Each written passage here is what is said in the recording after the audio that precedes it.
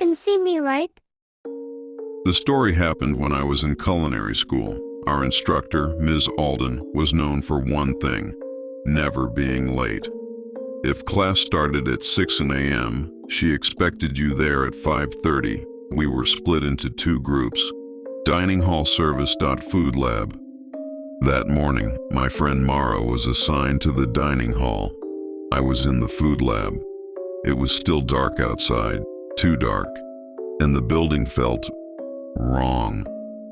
Mara was wiping down tables when she froze.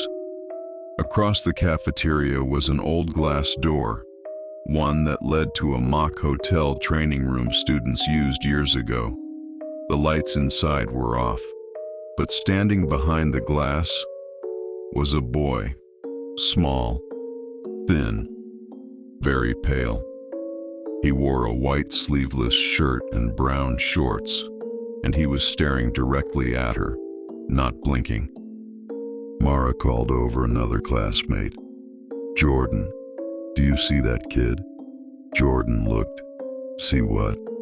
The glass door reflected nothing but tables, no boy. Mara felt her stomach drop. She asked two more students. Nothing.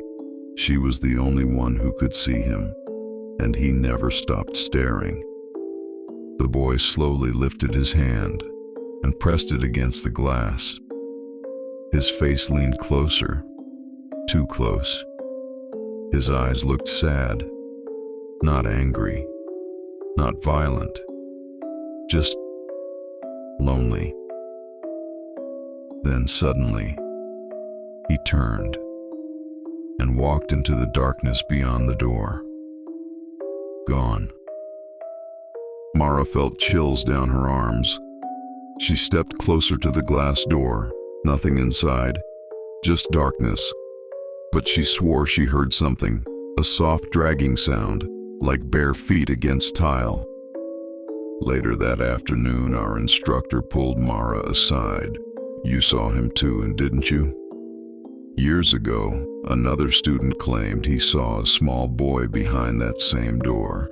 The student had leaned close to the glass one evening, when suddenly he met a pair of eyes staring back.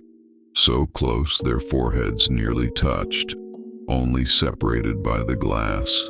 The student ran, and as he turned, he saw a small white figure sprinting into the old hotel room. Then the kitchen staff started talking. Ingredients would disappear. Spices moved, knives placed in different drawers. No one admitted touching anything, but every time something moved, the glass door would be slightly fogged, as if someone had breathed on it. One early morning years ago, a staff member worked alone. She heard it. Psst. She ignored it. Psst, psst. She searched the cafeteria. No one. When she returned to work, psst, right behind her ear.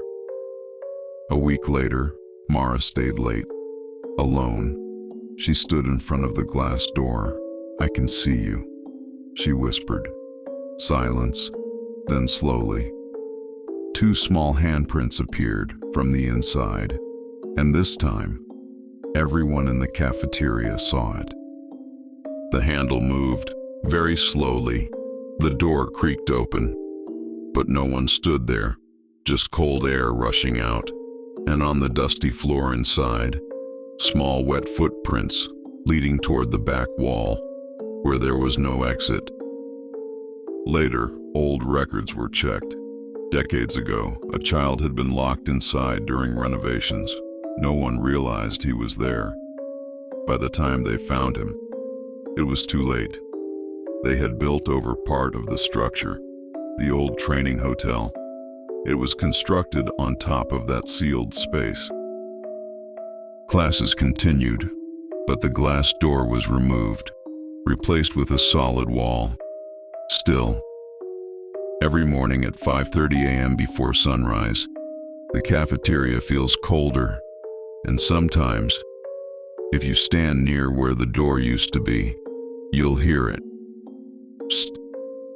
And if you look closely, you might see two faint handprints on the wall.